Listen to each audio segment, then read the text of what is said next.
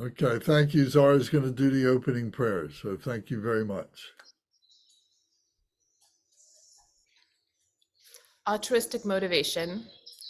Dagla dangor jp dra, nopar jpaji, tarpar dangtam jekin pa bardo, chopar jpa tamche keso jpa, manam kadang nampa simchen, tamche dewa dangden.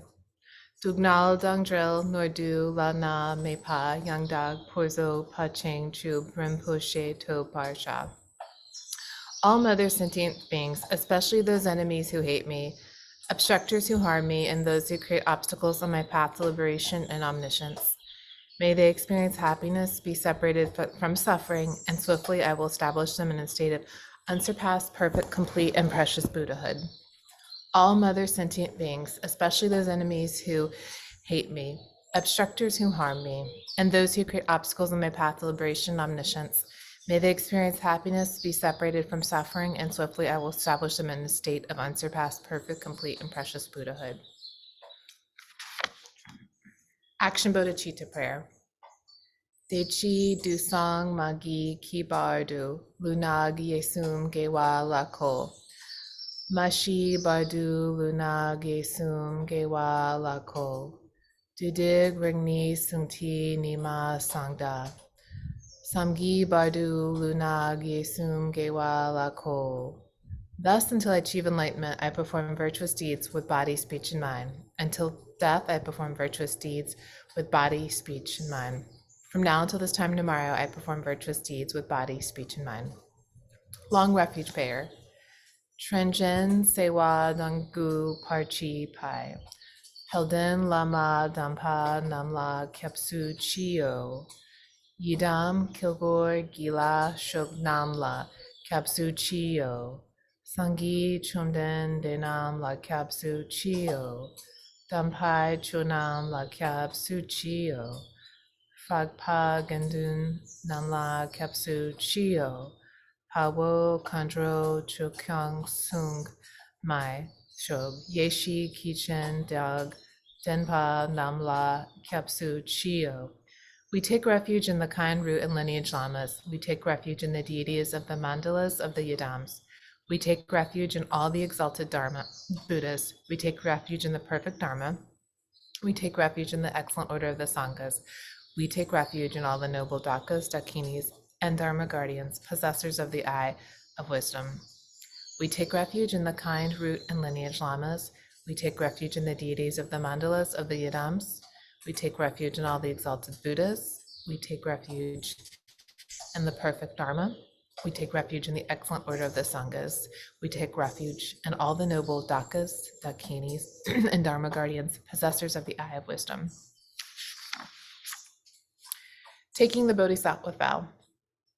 Changchub Ningpor Chiki Bar, Sangi Namla Kyabsu Chi, Shodang Changchub Senpai, Sholya Yangdejen Kyabsu Chi, Shedar Gonji Dishi Ki, Changchub Tugni Ki Padang, Changchub Senpa La Pala, Didag Rimshin Nepatar, Dejan Drola Fendondu, Changchub Simni Ki Jing, Dejan Duni La Pala. Rinpoche and Du La Parji. Until I attain the heart of enlightenment, I take refuge in the Buddhas, I take refuge in the Dharma, and likewise in the assembly of the Bodhisattvas. As the previous Buddhas embrace the enlightened mind and progress on the Bodhisattva's path, I too, for the benefit of all sentient beings, give birth to bodhicitta and apply myself to accomplish the stages of the path. Until I attain the heart of enlightenment, I take refuge in all the Buddhas, I take refuge in the Dharma, and likewise in the assembly of the Bodhisattva. As the previous Buddhas embraced the enlightened mind progressed on the Bodhisattva's path, I too, for the benefit of all sentient beings, give birth to bodhicitta and apply myself to accomplish the stages of the path. Short Refuge Prayer. Sangi Chodang Soki Chognam La, Changchu Pardo Dagni Kyapsu Chi, Dagi Chensok Gipatpe Sonam Ki, Trola Penchir Sangi Trub Parshog. In the Buddha, the Dharma, and the Sangha most excellent, I take refuge until enlightenment is reached. By the merit of generosity and other good deeds, may I attain Buddhahood for the sake of all sentient beings. In the Buddha, the Dharma, and the Sangha most excellent, I take refuge until enlightenment is reached. By the merit of generosity and other good deeds, may I attain Buddhahood for the sake of all sentient beings. The four immeasurables. Manam kadang nampe samchen, tamche dewa gyudang, dinpar gur chi, dugnal dang dug nal ge gudang, drawar gur chi, dungnal me pa dewa dang me drawar gur chi. Niring chakdang nidang drawa, tangnom leni pargorji. May all mother sentient beings, boundless as the sky, have happiness and the causes of happiness. May they be liberated from suffering and the causes of suffering. May they never be separated from the happiness that is free from sorrow. May they rest in equanimity, free from attachment and aversion. May all mother sentient beings, boundless as the sky, have happiness and the causes of happiness. May they be liberated from suffering and the causes of suffering.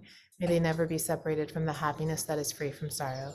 May they rest in equanimity, free from attachment and aversion.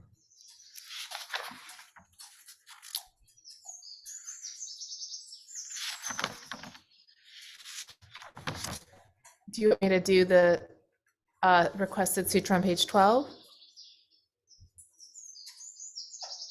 Do the 100-syllable purification mantra, please. Okay. 100-syllable purification mantra of Vajrasattva. Om Vajrasattva Samaya. Help to protect my vow to purify myself. May you remain firm with me. Grant me the complete satisfaction. Grow with me. Be loving towards me. Grant me the attainments to master the powers beyond body and nature. Show me all the deeds of body, speech, and mind. Make my mind, heart good, virtuous, and auspicious. Revel in the blessed of the four joys, O Blessed One who embodies the essence of me. Do not abandon me. Grant me the realizations of indestructible nature. Make me one with you. Thus I signify my unity with non-duality. Ah. Om Vajrasattva Samaya Manopalaya. Vajrasattva Tanopa. Tishta Drido Mibhava. Sutto Kyo Mibhava. Supo Kyo Mibhava. Anuraktu Mibhava. Sarva Sita Mi Prayatsha. Sarva Karma Susavmi. Sitan Shriva Kurahang. Ha ha ha ha ha ho Bhagawan. Sarva Tathagata. Vajra Mama Munsa. Vajra Baba Maha Samaya Sadapa Ah. Om Vajrasattva Samaya Mano Palaya. Vajrasattva Tanopa. Tishta Drido Mibhava. Sutta Kya Mibhava. Supo Kyo Mibhava. Anurakto Mibhava. Sarva Siddha Mi Prayatsha. Sarva Karma Sami. Setan Shriva Kurahang. Ha ha ha ha ho Bhagawan. Sarva Tagata Vajra Mama Mimunsa. Vajra Baba Maha Samaya Sattva Ah.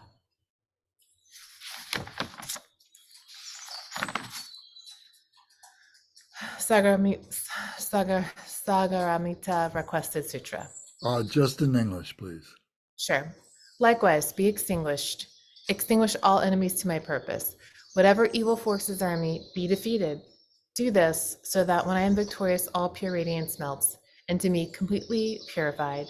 Take all this knowledge, food, and drink, peacefully enjoy it, and be satisfied so all obstacles may be destroyed. Be liberated from all obstacles and all general obstacles. Maras are defeated by this gesture of the Buddha. By reciting this mantra, may all the Maras be purified. As a result, may all the Maras be defeated. Thank you. Very good. Thank you. You sounded very good. Your microphone was working beautifully. Oh, Lance, last time I had a fan on. That's why it was by the speaker. I realized it afterwards. That's why it was muffled. Oh, okay. I caught it afterwards. Thank you. All right. Very good. So tonight we're going to be back to the Jewel Ornament Liberation. We're going to be talking about chapter 8, Refuge and Precepts. So before we begin our discussion, does anybody have questions or comments about anything that we've been talking about? Last time we were talking about loving kindness and compassion, or the 4 thoughts to turn the mind to the Dharma.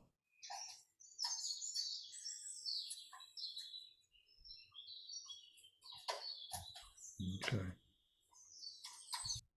All right. So if there's no questions, then we'll continue on with refuge and precepts.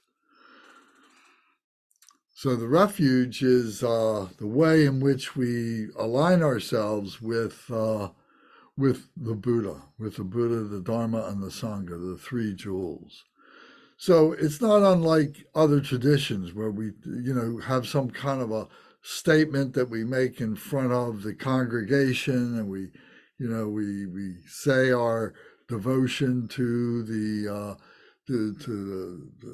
supreme being or whatever like that, and in that way, the refuge is very similar to that, and it's not a bad thing. It is a good thing because it seals our mindfulness in that it gives us a commitment, it gives us a purpose, and we're making a promise to ourselves. We're not making a promise to the Sangha, we're not making a promise to the Lama who bestows the refuge practice. We're not making a promise to them, but we're making a promise to ourselves. And we shouldn't do this unless we're committed to this, unless we've resolved that we really want to do this. And that way, if there's faltering, if there's problems that come up, you know that you can repair those problems, you can fix those problems, but you won't have a sense. My impression is that you won't have a sense of guilt or something that you're letting the Sangha down or you're letting the Lama down. You know, the only person you're letting down is really your own self, but you can fix that very quickly, very easily, and it tells you how you can do that, and that's very good. But I think it's important because to know what the refuge is and what the precepts are, if for no other reasons, it's here in the Jewel Ornament of Liberation. Gampopa thought it was very important for it to be here. So I think we need to engage in this and talk about this. And if you've had experience with other traditions, many people have, and some were good experiences and some were bad, but we can talk about that. So to begin with, I'm here on page 13 of this jewel ornament outline, and it says, "This is the antidote for not knowing the method of practice."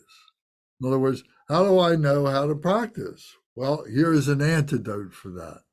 It says, "For achieving Buddhahood, we engage in the refuge and the precepts." That we follow the precepts, which is like a code of living, and the refuge is that promise that we make, that vow to we make to ourselves, to the Buddha, Dharma, and Sangha that is within ourselves, that those three jewels that are within ourselves. So it says here in the first paragraph of this outline, it says that refuge is a special method, a joyous path of freeing us from samsara and attaining enlightenment. As earlier chapters mentioned, all sentient beings are permeated by Buddha nature. Yet, failing to recognize that, they remain bewildered in samsara on the wheel of cause and suffering. The sufferings of the individual experiences are like the ocean's waves endlessly washing up, one after another.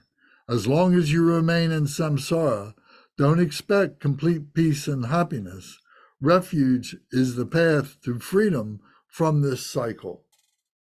So the analogy of the waves coming up on the beach is very good, I think, because that's like the vicissitudes of life. Things are coming up, things are changing, things might be, if you go out into the surf and the waves may be very powerful and sometimes they knock you down, but sometimes they're very beautiful and very, very kind of calm enough that you can body surf them onto the beach, and it's a pleasant ride and so on.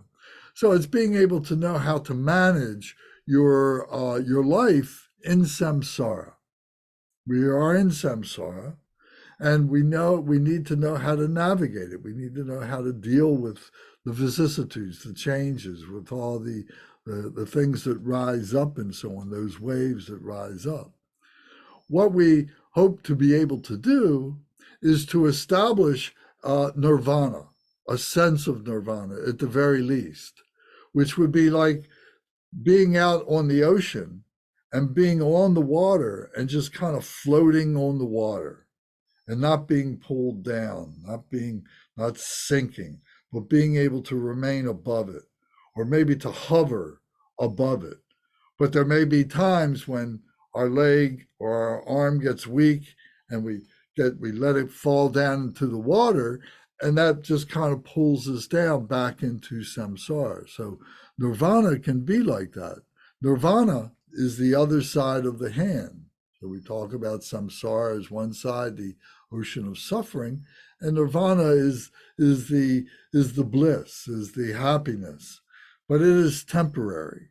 It is caught in the same relative phenomena that samsara is in.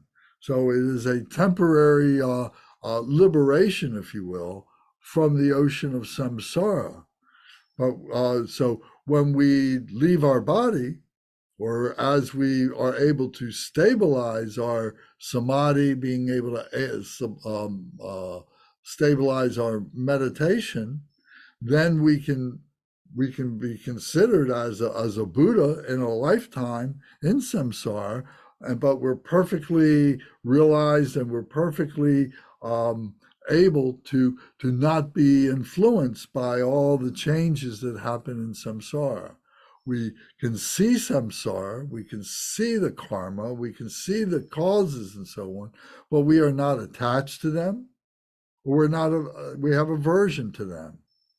So as we're going through the process of developing our journey onto the path, then we're getting those glimpses of nirvana more and more. We become more and more stable in that, so that eventually we become a Buddha, where we are completely unaffected by those changes. So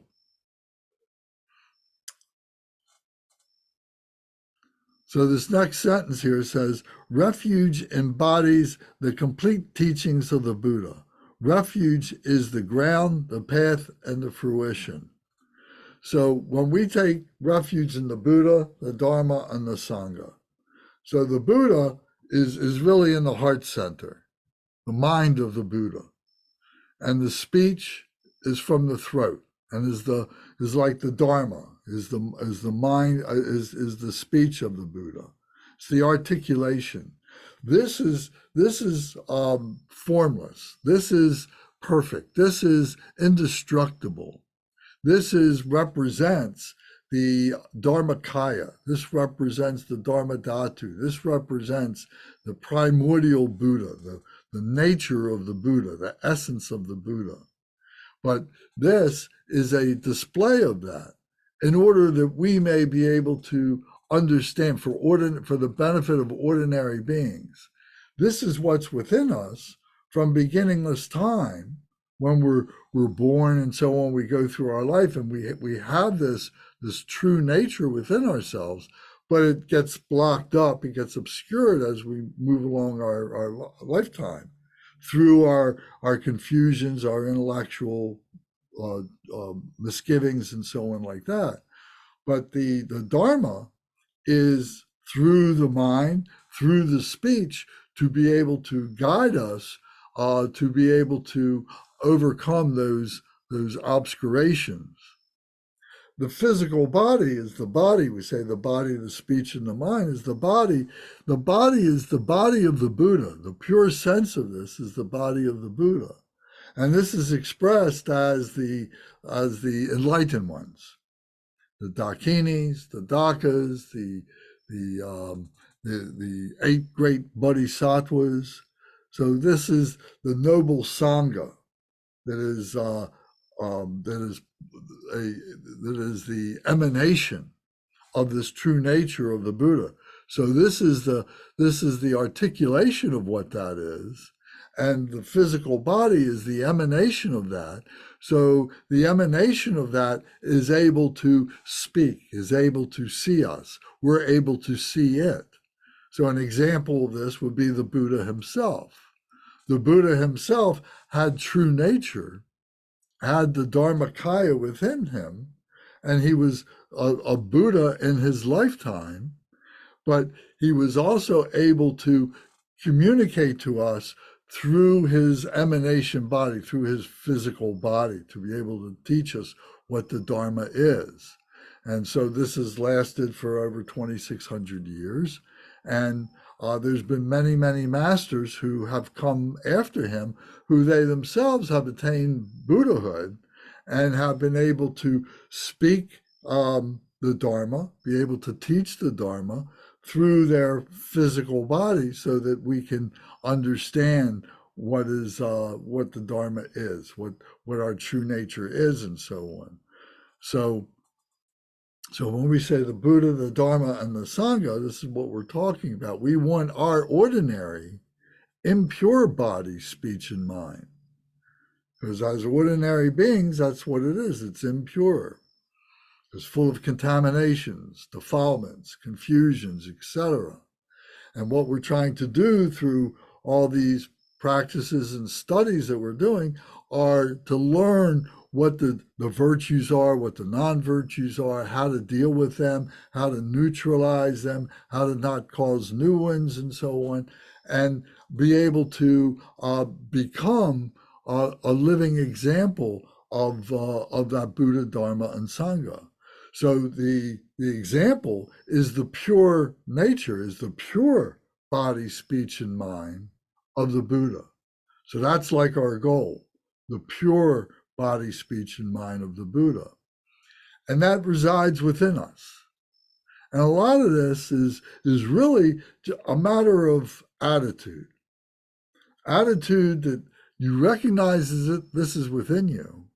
And the attitude that you have, the commitments that you have to take refuge in this, to make the promise to yourself that you are going to work to purify your impure body, speech, and mind, to become the pure nature of the body, speech, and mind, the purity of the body, speech, and mind, to become that Buddha. We all have that within ourselves. We all have that potential within ourselves. So it's that attitude that makes a big difference by saying, oh, I can do this. I know how to do this, and now I want to do this, and now I'm going to engage in the process of doing these things. So we do it through learning, we do it through listening to the teachings, through reading the books, through contemplating, through doing the practices, through contemplating the results of doing the practices. And then finally, we just, by itself, we just transcend our human nature and are able to have glimpses of our true nature, of our Buddha nature. And those glimpses become broader and deeper, more and more stable, and so on. And we become yogis and yoginis. We're on the path of being a bodhisattva, and so on. So this is what we do. So it's through the learning, through the listening, through the contemplation, through the doing the practices, and then we enter into the meditation, that mindset of what it is to be the Buddha, the samadhi of what it is to be the Buddha. That's within ourselves. We're all potential Buddha. Buddha's not out there. Buddha is not some supreme being. It is the completion of being a human being. So we can attain great levels of that in this lifetime. You know, we start off and it seems like, oh my God, there's so much distance between me and being able to attain this Buddha nature, being attained this Buddhahood and everything. But you find that the first year is not so easy. You know, there's a lot of questions. You know, you're not sure about this, that, and the other thing. But the second year gets a little bit better, and the third year gets a little bit better than that. But then you find that, you know, many of you are young enough that you're going to be doing this for the next 15, 20 years. And then you're really going to see significant changes in your life, in the way that you behave and so on. For those of us that are a little bit older and so on, you know, we've been doing this for a number of years, and we've got, you know, some confidence in this process and so on. So for the younger people, you need to develop that confidence. So taking refuge, you see, is a way of promising to yourself, I'm going to enter into this process. I'm going to do this. And I speak to my elders, I read the books, I hear the teachings. They're all talking about what this is. And so we're here to be able to support, you know, your effort in being able to do that. So, anybody got any questions or comments while I'm talking about this? Does this make sense? I mean, is anybody seeing how this works? I think we've heard a number of times from Gary and from Zara, who've been doing this for a few years now, and they've seen the changes, they've seen how this works, and so on. I know Alex has been doing this for a long time. He has expressed the same thing, you know, but for Brendan, you've been doing this for about a year, I guess, now. And Matthew, the same with you. And Mark, maybe a little bit more recent. You know, Bernie's been doing it longer than I have, you know, by a couple of years. But, you know, we can see that we're on some kind of a path, and we're here to support each other. So we talk about that there is a ground refuge. There's a ground, there is a path, and there is a fruition. The ground, the path, and the fruition. So the ground would be where we're standing right now, where we are right now. This is our ground, you know, for illustrative purposes. And then there's this pathway that we are going to traverse to get to the fruition. The fruition then would be the Buddhahood that we're seeking, the changes that we're seeking, the virtuous, you know, being that we want to be, and so on. And we have to traverse this pathway to get there. So this ground refuge first is the primordially unfabricated nature, the mode of abiding, the way the whole of reality is constituted, free from confusion. So this is our ground. It starts off as being very pure. But what we have done, we've brought a lot of junk into it. We've kind of contaminated it. You know, this is what we've done. It is pure as it began. When our life begins, we are pure. We may have propensities, but they haven't been realized yet. They haven't been acted upon. But we come in with this pure nature. So this is the ground, and then we contaminate it as we continue along in our lives. This interdependent nature is the absolute wisdom which pervades all phenomena in samsara and nirvana without duality. So this ground sees everything, or rather knows everything, is the basis of what everything is. But at this point, it hasn't been intellectualized, it hasn't been acted upon, only to bring stuff in that just piles on top of it, and it gets more and more unrecognizable. Nothing is hidden. All universes are observable or obvious. There is no need for speculation. There is nothing to be investigated. So that's this pure ground refuge that we want to take refuge in, that becomes our life. This is what we want to be able to transform, is be able to make this contaminated ground become the pure ground. So this is called the ground refuge. We're taking refuge in the realization, or the understanding or the faith that there is this pure ground for us on which to be able to stand. So within this is the Dharmakaya, the Sambhogakaya, and the Nirmanakaya. So the Dharmakaya is the basis of all the Buddha qualities and manifestations which embody unconditioned, all-pervading compassion and primordial wisdom. From this state, free from elaboration, Buddha benefits all sentient beings. So this is the purity of the Buddha nature, the essence of the Buddha nature, the true nature. It's the analogy we always like to use is the sun. The sun is just burning energy, just sending out energy, sending out heat, sending out light for all beings, and giving forth this energy that is able to animate life. Without the sun, it would just all be figuratively dead. So the Dharmakaya is like that, and this is embodied as the Buddha nature, as the true Buddha nature. So this is all within ourselves. The Sambhogakaya is Buddha's manifestation of a celestial form body to benefit advanced bodhisattvas. So the Sambhogakaya is like the mental illustrations, the mental fabrications that we use through all the artwork that we have, all the rituals that we do, all the mindfulness techniques that we develop, and so on like that, to help us to understand, to be able to connect with this spiritual nature that is non-dual. So there is this Sambhogakaya, which is the display of that non-duality, that we as ordinary human beings, we see that, and we're making evaluations of that all the time.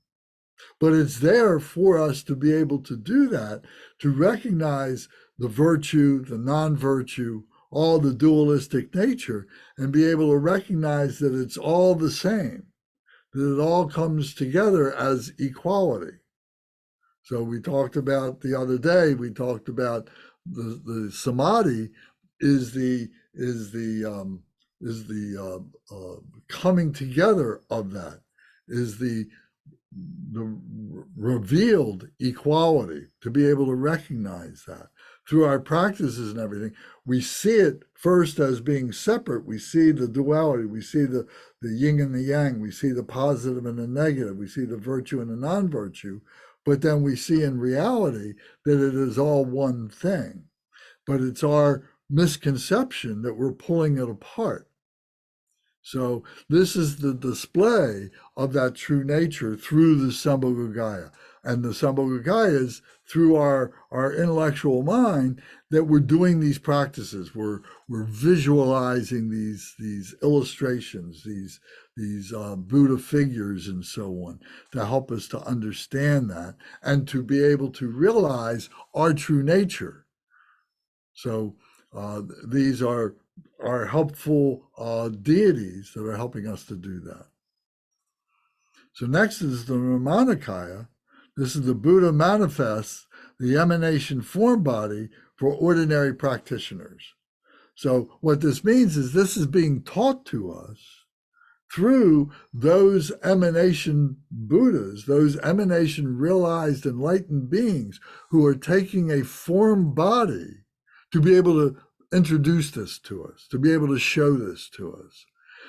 If we were ordinary beings and we didn't have the teacher, we didn't have the emanation, we would have the ability to be able to ascertain the visions and so on of the Sambhogakaya.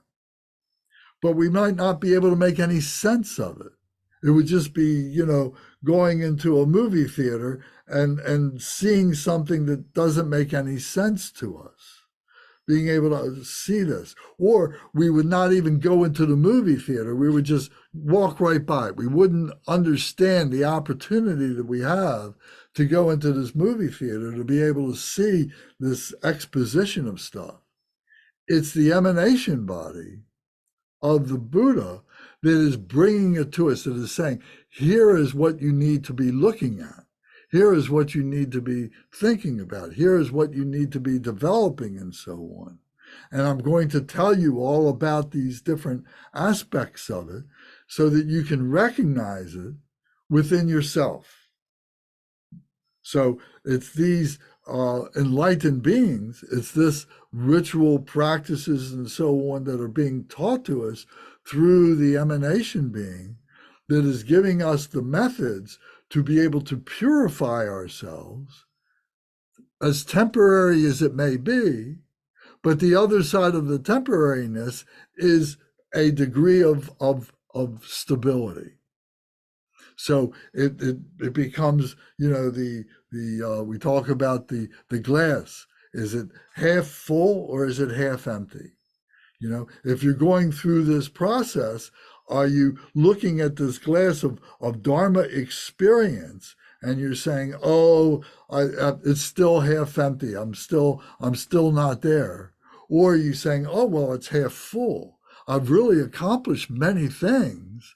I have a lot to have a certain pridefulness about, not an arrogance pridefulness, but a confidence in that I'm on the path and I'm doing well with it. The glass is half full and I'm moving towards that direction, and that's good.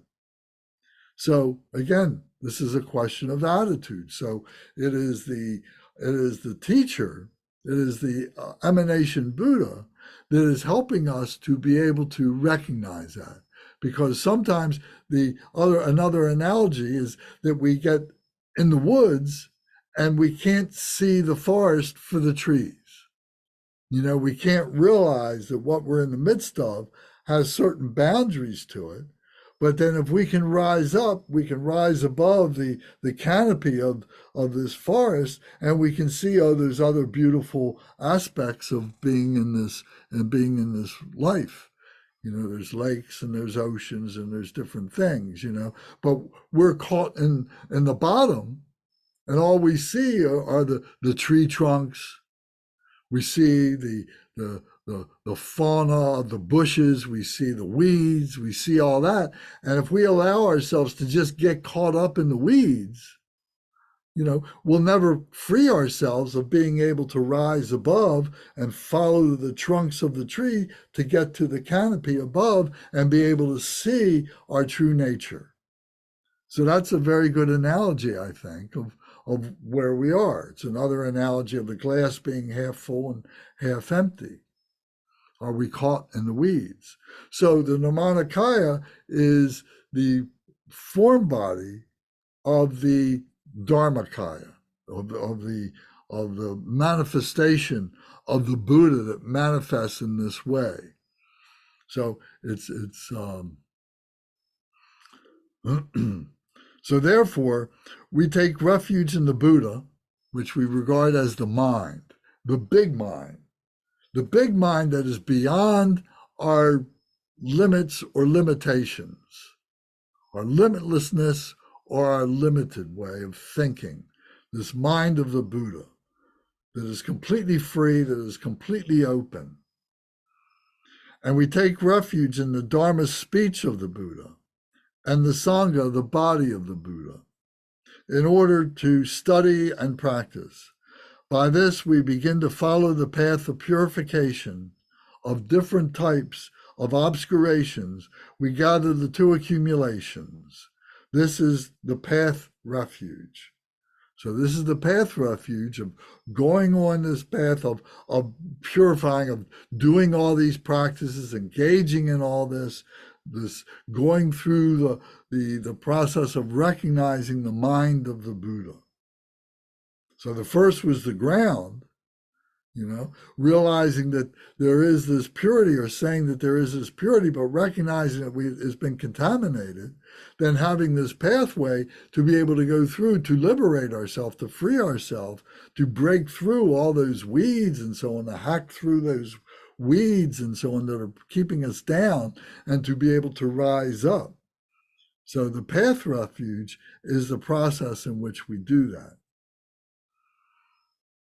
Is that clear? Does anybody have any questions about that? Maybe I might have said it wrong a couple times there, um, but do you understand the significance of what it is that we're trying to express here? For myself, I have to admit that, sometimes when I speak, I've got a lot of, I'm trying to, develop a stream of consciousness. And sometimes the words kind of get squashed together and the thoughts kind of get squashed together because I'm not great in that way.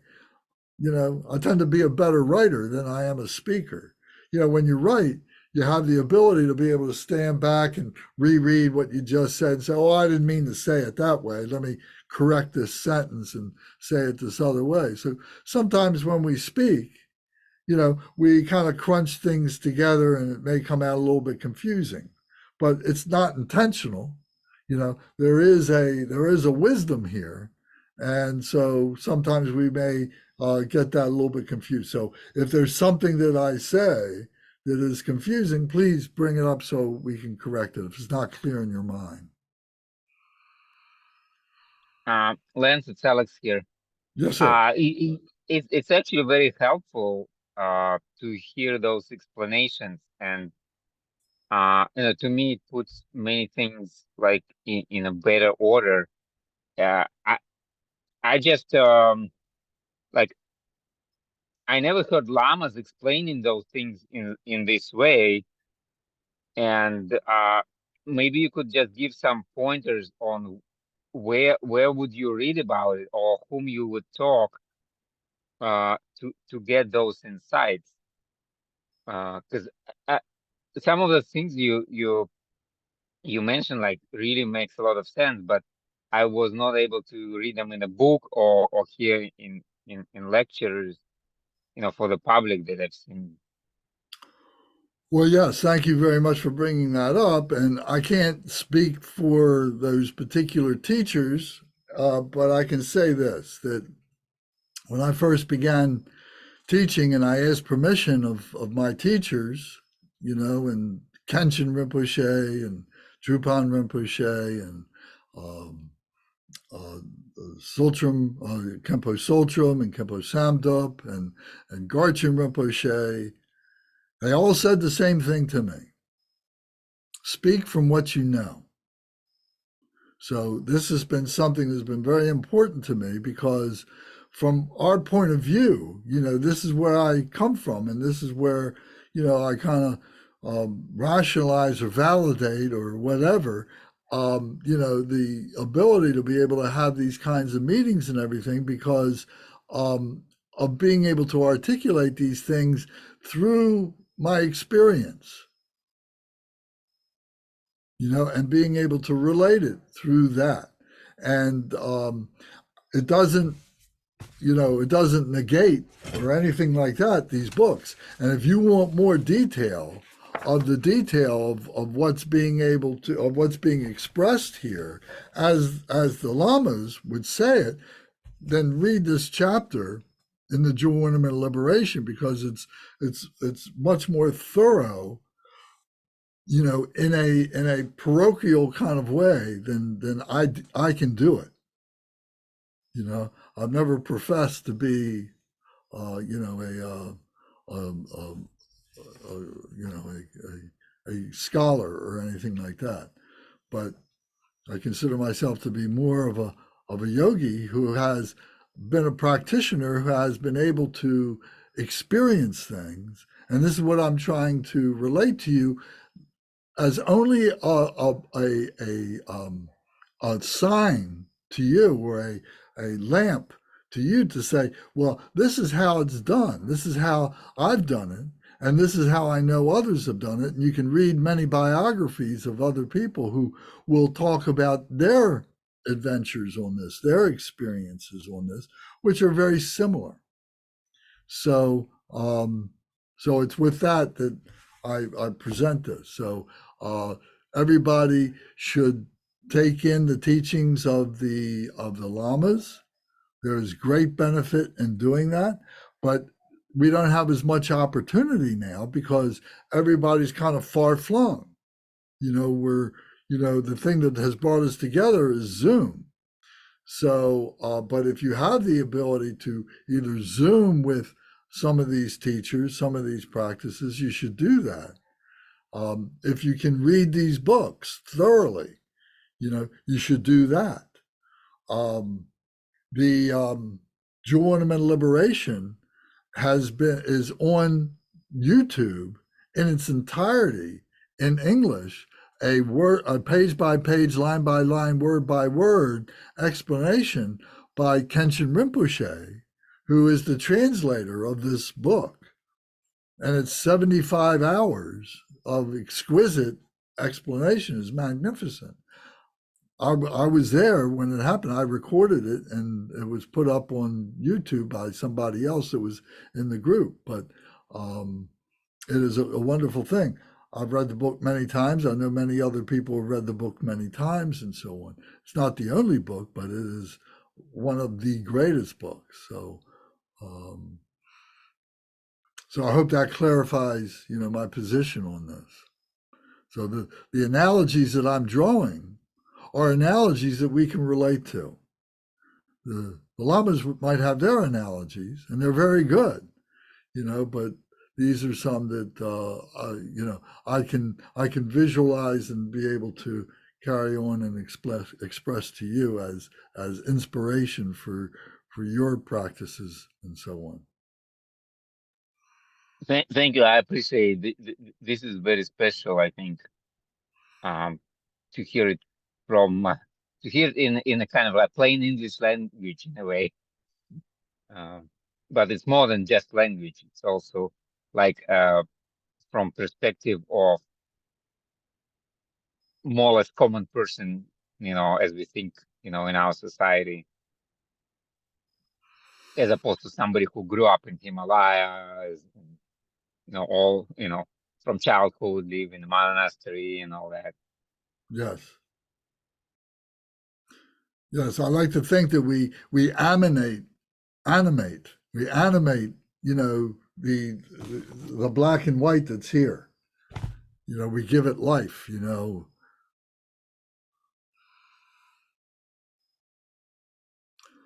Okay.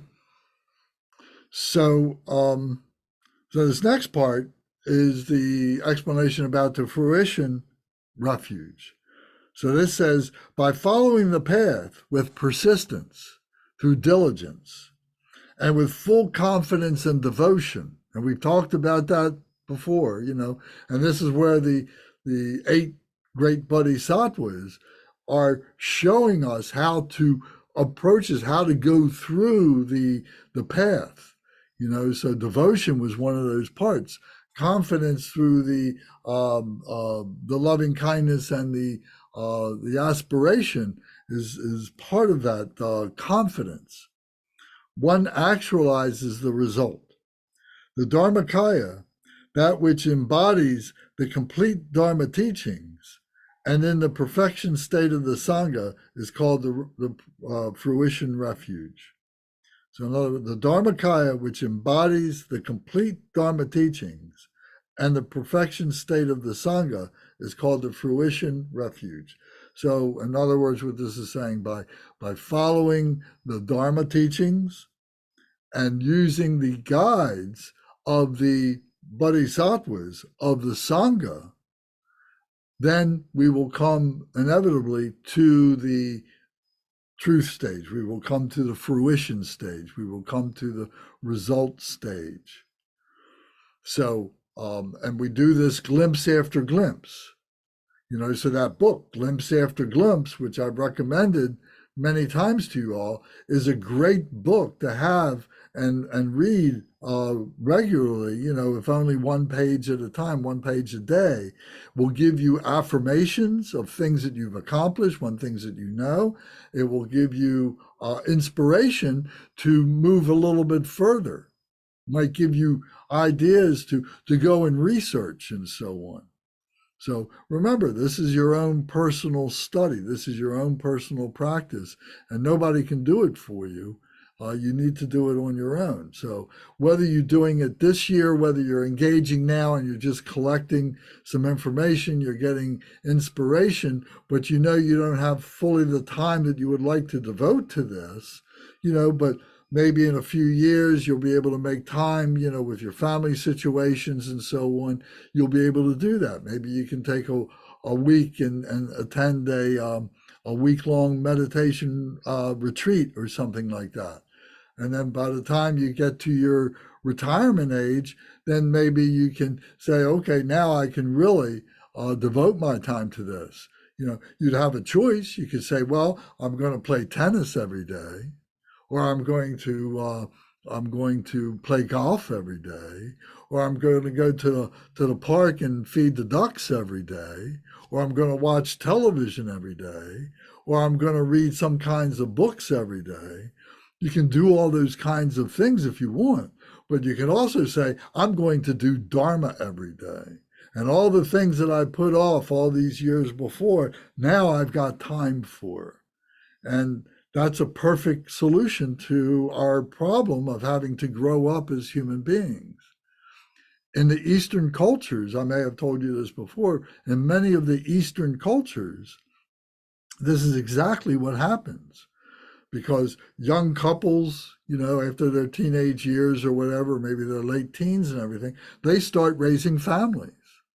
And then the man and the woman is staying home, taking care of the family, raising the family, and the man is off, doing whatever he needs to be doing, hunter-gathering, going to the factory to work or whatever, and goes through 20 or 30 years of providing for the family.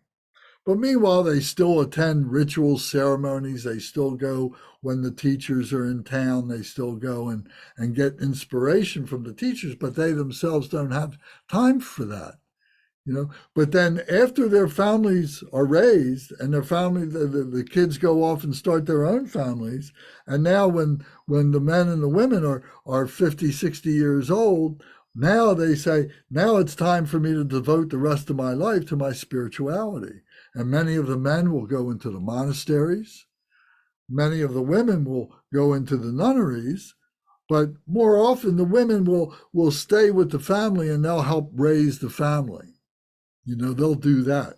But they're very connected, to the Dharma, and they will attend and maybe they develop their practices and so on. So I'm just pointing out that in the cultures, this is a normal process of raising your family and then in your later lives, devoting the rest of your life to being able to do this. The other choice is when you're a young person to have the drive, to have the yearning to really want to do the Dharma when you're a young person and want to go into the monastery as a child or as a teenager and not have the family experience and not get married and so on like that. Maybe someone would have that kind of an experience. So whether we would do that, whether that's in a future life for us, we don't know. But a lot has to do with karma and so on and what we're doing now. But that's another pathway in which to live our life. For us to be able to say, oh, I'm 30 years old now, I got a family, they're a young family, I really want to do Dharma, I'm going to abandon them and I'm going to go join the monastery. Well, that doesn't sound like a good option to me. It sounds like, you might be causing more trouble for yourself, more suffering for yourself and for your family if you did something like that. So we're on a path. We have to continue on that path. It's a noble path and do the best we can and then have our sights set on the time when we can really devote ourselves to it. So I hope that makes some sense to you.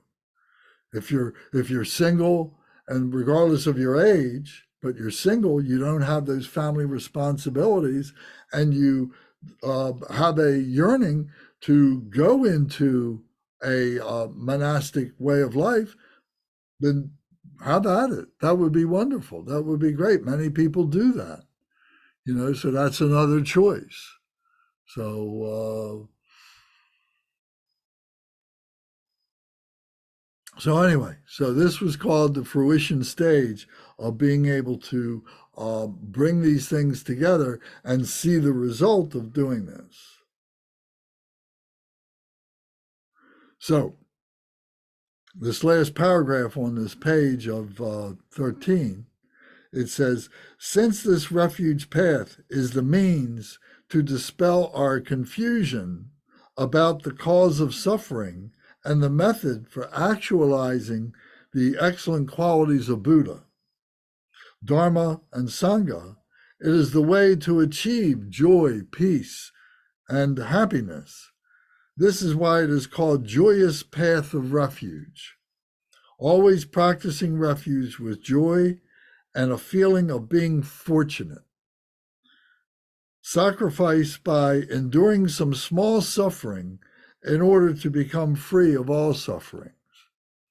So I think what that means is when we go into the monastery, when we go into a retreat, we are going into a closed environment.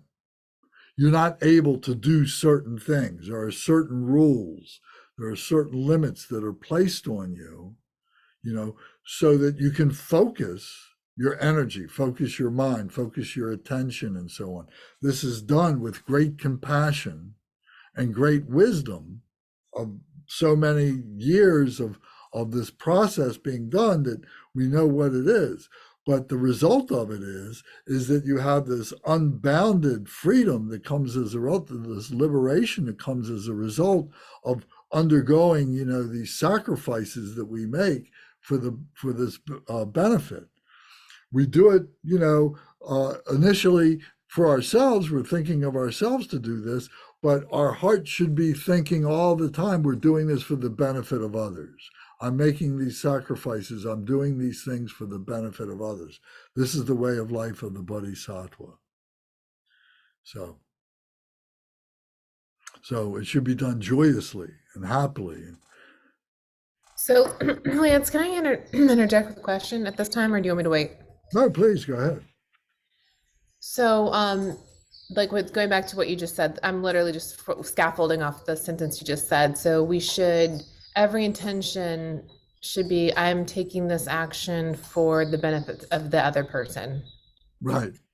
As a bodhisattva, that is the mindset. Right. Okay. So like from a practical perspective, I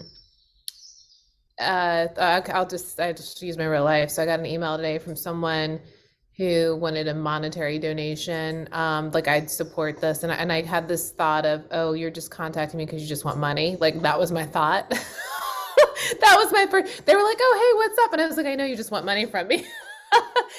So from a practical perspective, because it is a charitable cause, the thought I should have had is, oh, thank you for remembering to remind me to make the donation. That really would have been the thought I should have had first, right? That from a pure place. Well, because I had a not positive.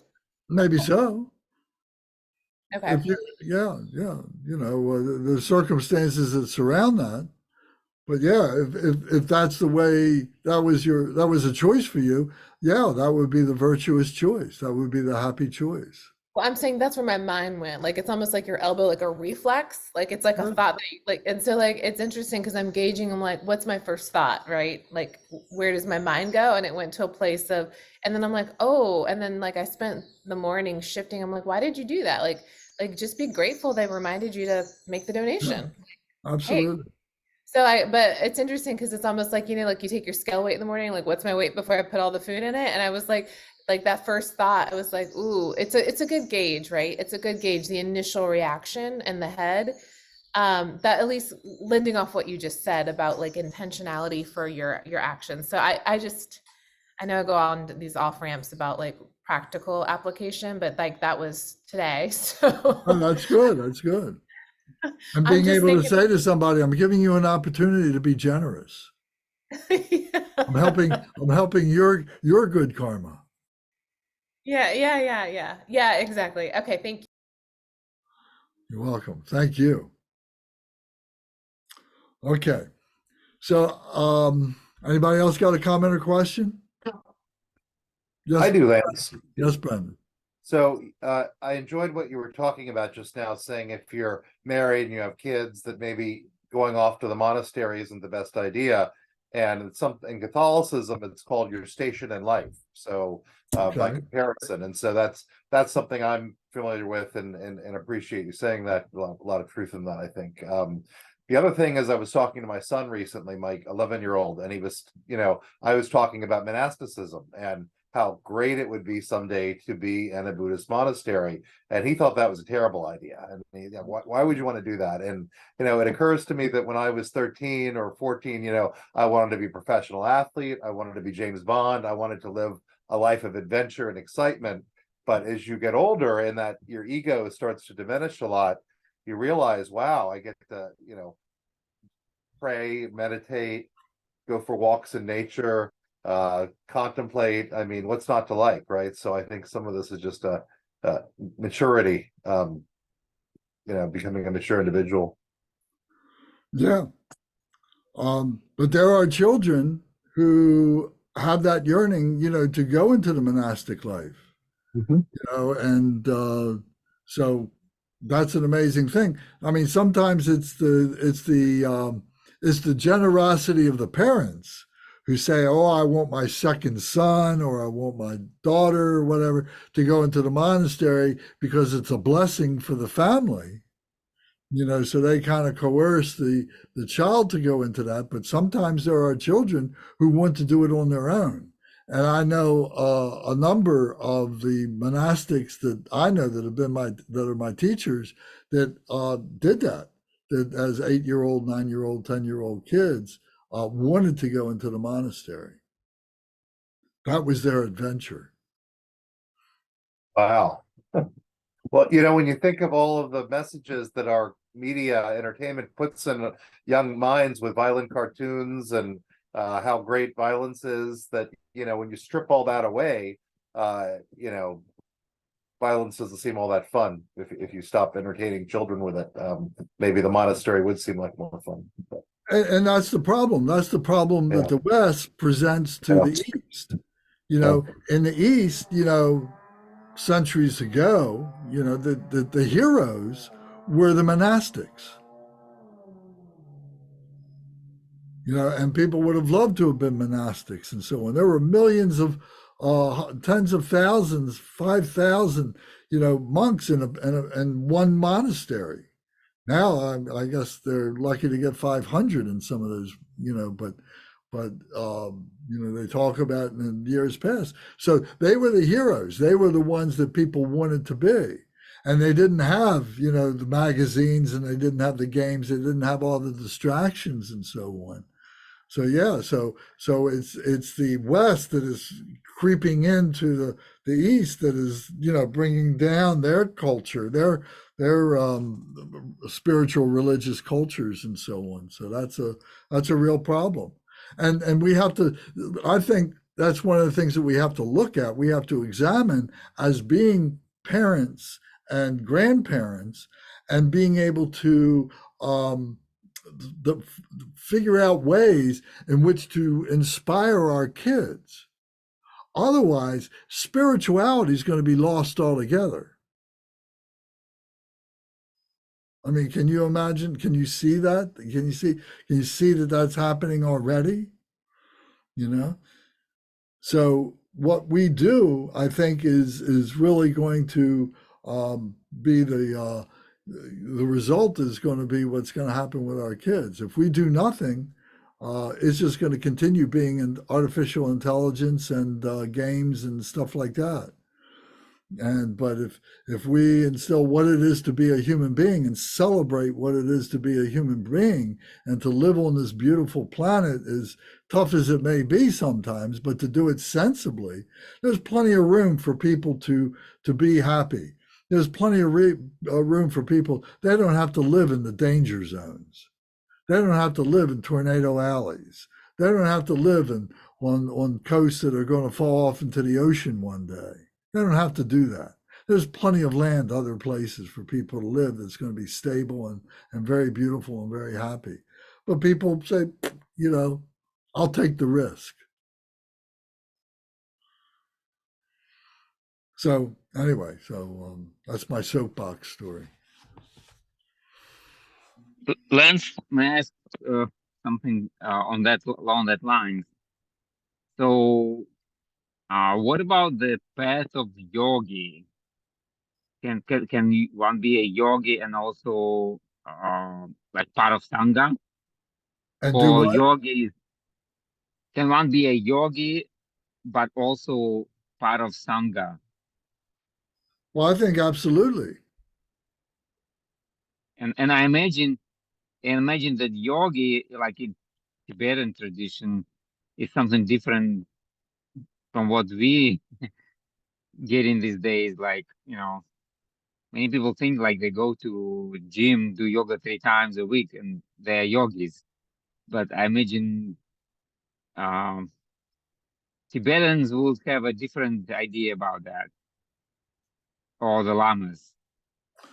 Well, I appreciate that, and it is interpretive and so on, and societies may interpret it different ways and everything. But I think generally speaking, that the word yoga means union. And to what degree are you in union with what? With the spirituality, with you know your Buddha nature, with your true nature. To what degree are you stable in that? And everybody has to make their own valuation of what that is and what the criteria for that is. Does it have to be done where you've lived up in a cave for 5 or 10 years or whatever to qualify as being a yogi just from the physical point of view, or is it a heart thing? Is it a mental thing? How clear is the mind? How clear is the intellectual mind, and how much emotion is blocking up the heart? Is that not the real test of what a yogi is? Or is it only that he's got hair down to his backside and he's got clothes that haven't been washed in 6 months or something like that? Is that the measure of a yogi? Or is it both? Does it have to be both? So that's a good question, but everybody has to answer it for themselves. But we talk about that there's the beginner stage, there's the practitioner stage, there's the yogi stage, there's the bodhisattva stage, and there's the Buddha stage, that we're going through. And so that for me is the understanding that I have come to. Does that make sense? Uh, uh, yeah, except like I thought that some people are becoming more like a monk, live in a monastery, and others maybe have a family but still like continue like active practice, and they could be called yogi because they keep like working on their union thing. Right, right. Uh, uh And you probably know lots of but those Mhm. monks, or not monks, but lots of those yogis who were monastics at some point and then gave back their robes, or never Mhm. took robes, but raised families and are great teachers and great practitioners and are great yogis and yoginis. Yes, I knew some. So I don't think it's necessary. It's not criteria for enlightenment, whether you are a monastic or not. But you also mentioned here as one of the stages on the path. So is it, like, can we say like the Pratika Buddhas are kind of like yogins? That's kind of one of the stages in a narrow sense of yogis. Sure, yeah, arhats and Yeah. pratyeka Buddhas and so on. You know, I mean, the thing that they are impure about is their degree of attachment and aversion towards their emotions and so on. They may not have fully purified them. We don't purify the emotions like that until we get onto the bodhisattva path. When those things. So recognizing that is part of the wisdom path, understanding where you are in that. But that doesn't diminish the union that one has in their heart and their intellectual mind and in their body of the conviction and the devotion that they have to the Dharma. That's the defining point, I think. All right. Thank you. That helps. It helps you to know. I think it'll be helpful now to, if anybody has another question, it's fine. Okay. Then I want to share with you one of the simple refuge ceremonies, just so you have a sense of what this is, because otherwise it might be a mystery to you. And being a mystery, you start developing doubts and confusion and stuff like that. So let me, pull back the curtain a little bit and show you. And this ceremony comes out of the Jewel Ornament of Liberation. So you can read this for yourself on page 141 and 142. So it's all in this chapter on refuge. This chapter on refuge is quite compact and has a lot of stuff in it, and so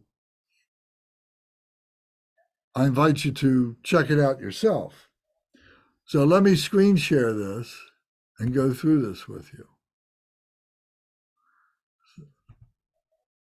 So what we would do is we would be, typically you're in the shrine room with a teacher or someone who is presenting this to you. It doesn't necessarily have to be a monastic. It is someone who is devoted, someone that you have faith in, and someone like that. It shouldn't be anyone who distracts from this. They are simply someone who is bestowing the words to you.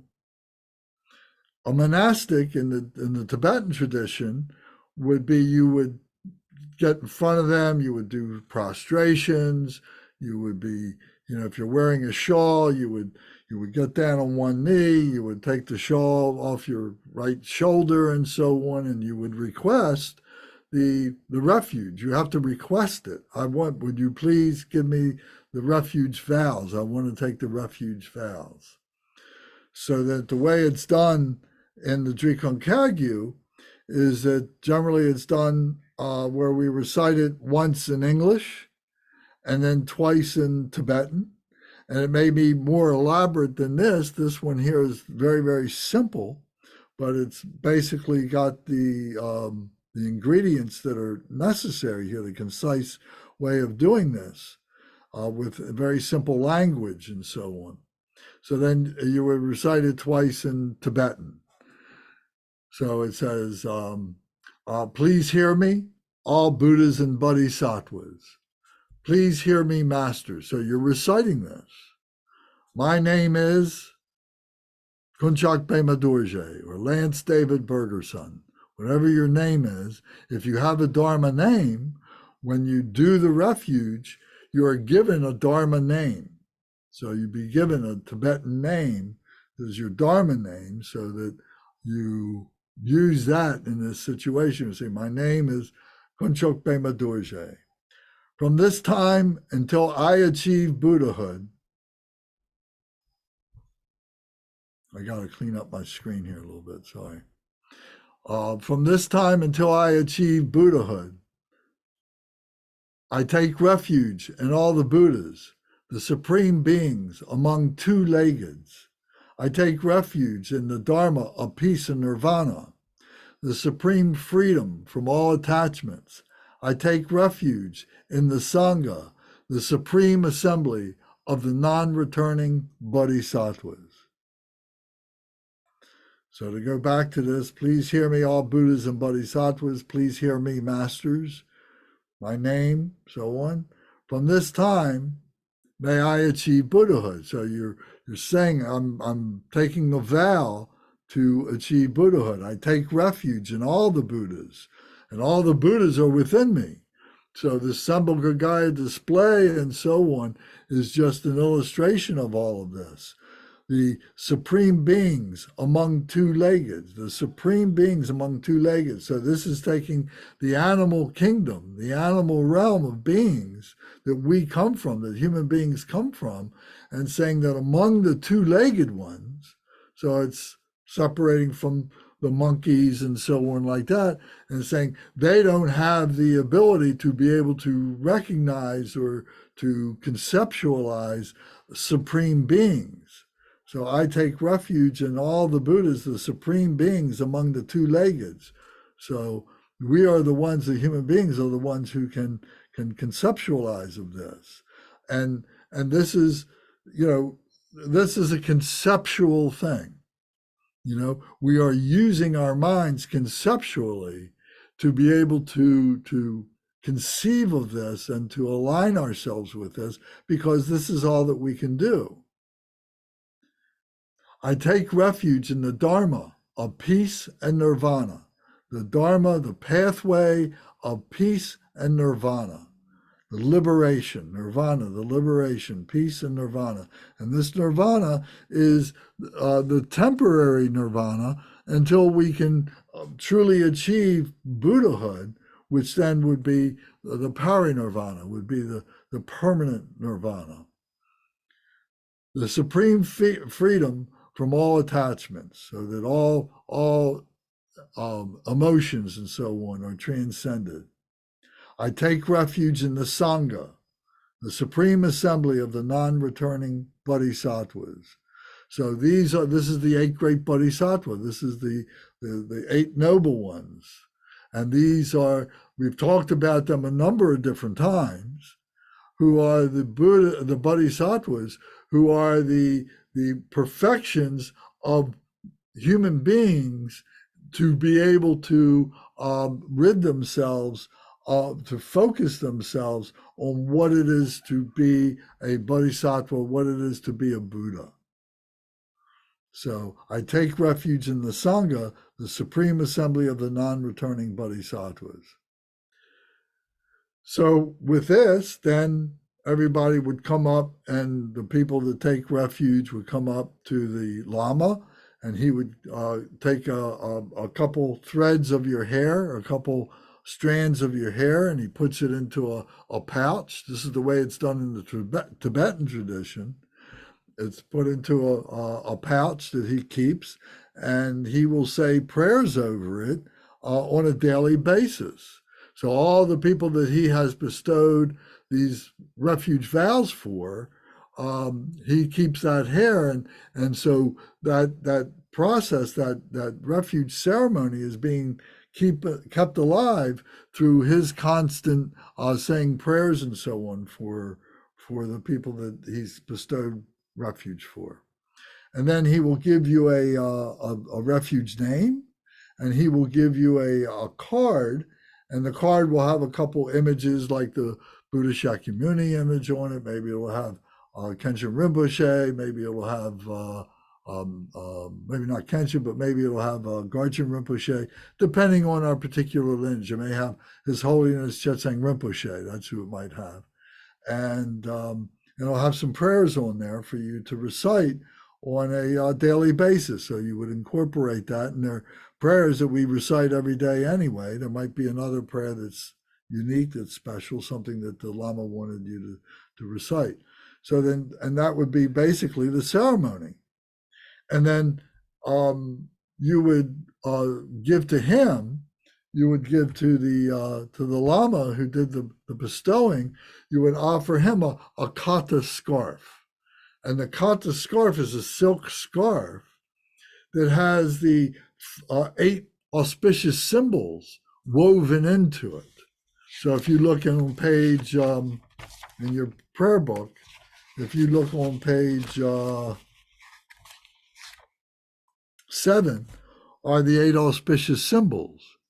So these 8 auspicious symbols, the story is that they materialized at the time that Shakyamuni Buddha attained enlightenment, and they have the representation of the symbolic of the energy of the results of his attaining Buddhahood and so on.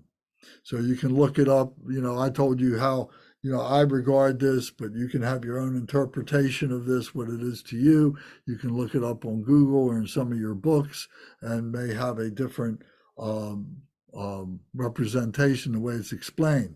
I've looked in several different books. I've seen several different representations. So you offer him a kata as a means of thanking him, of appreciation, of respect, and so on. And then he will give it back to you. He will put it round your neck and he will give you a blessing. So you're not taking refuge with the Lama. You're taking refuge with the Buddha, the Dharma, and the Sangha in your heart center. And he is just the conduit. He is just giving you the words to say. He is bestowing the ceremony to you, but you are the one who is taking the ceremony and using the ceremony to take your vows. At the same time, you offer the kata, which is a offering of generosity, that you now are thanking him, and you will do things, for him and for the other monastics. You are now part of the family of the Mahayana, of the Buddha, Dharma, and Sangha, and so on. So now you will be doing all these things that you can. And if you have an offering to him, a personal offering, maybe it's something precious to you, it's a gift to you, maybe it's some money or something like that, then you would put in a box or you would put in an envelope. You don't hand them naked money. Money's considered to be dirty and so on. And there are many monastics, especially old school monastics, they won't touch money. They will give it to somebody else to deal with and so on. And so they themselves, they would take whatever they might need, for their basic needs, but they're not going out and buying cars and doing all kinds of stuff like that. There's some that might be, some that are gotten quite modernized and so on, but in the old school sense, they're very austere and live a very austere life and so on. So this is an appreciation that you are showing for them. So that would be the basic ceremony. There's a little bit more to it. You can read on these pages, the preparation. You've got to be in the right mindset, so there's a little bit of preparation for that, to be in the mindset. So rather than my going through all that right now, I don't know whether you're interested in that. You may not want to hear it, so when you're ready, then you can read this. When you're ready, the Lama who does the bestowing, he will give some explanation. He will give some prior preparation to this.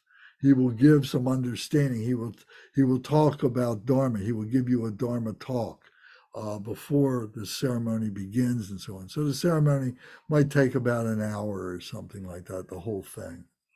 So, but as I said, it's something that you should take and not feel as though, oh, well, I can break this anytime. I'm not promising anybody else but myself and everything. I'm going to do what I want, and believe me, I've been confronted with these thoughts myself. Otherwise, I wouldn't even bring them up.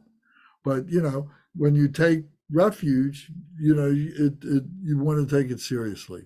If, on the other hand, you take refuge and you break the vows and you break away from the Dharma from a period of time, let's say you for whatever reasons things happen and for 2 years you're not practicing or going to any teachings or anything, and you want to restore your vows, you come back and you find out when they're offering vows again, and you take the vows again. As many times as I was in the Dharma Center, I've taken the vows many, many times. You take them together as a Sangha because it supports the new people, it supports the beginners, and it reaffirms you're taking the vows. You don't have to get your hair cut. You don't have to get another Dharma name or anything like that. But it is just a mindfulness, solidification of your practice of taking the vows and so on. So it's a very healthy thing to do. And as I say, it supports the new people. So, and that's another thing that, we may be in these teachings and we've heard this wheel go round. We've heard these teachings over and over and over again. But yet we sit and we listen to them because there's always something that becomes a spark to us that we remember, something we did, something we didn't do, something we need to do, something like that, something we never really heard before, something that we didn't process before. So there's always something new to be gained by being in the shrine room when these teachings are being given, when the lamas are speaking and giving the teachings and giving the practices and so on like that. So it's part of what we do. It's part of the Sangha being there. And then many times after these teachings, and there's a lunch break and so on like that. And now the Dharma brothers and sisters, the Sangha brothers and sisters, this is called the ordinary Sangha. The noble Sangha would be the enlightened ones. But this is the ordinary Sangha. This is us, ordinary people who now, we're guides for each other. We're talking with each other. And sometimes, people have questions. We have debates between each other and so on. And sometimes we have to go refer to the Lama. We say, well, what do you think about this situation?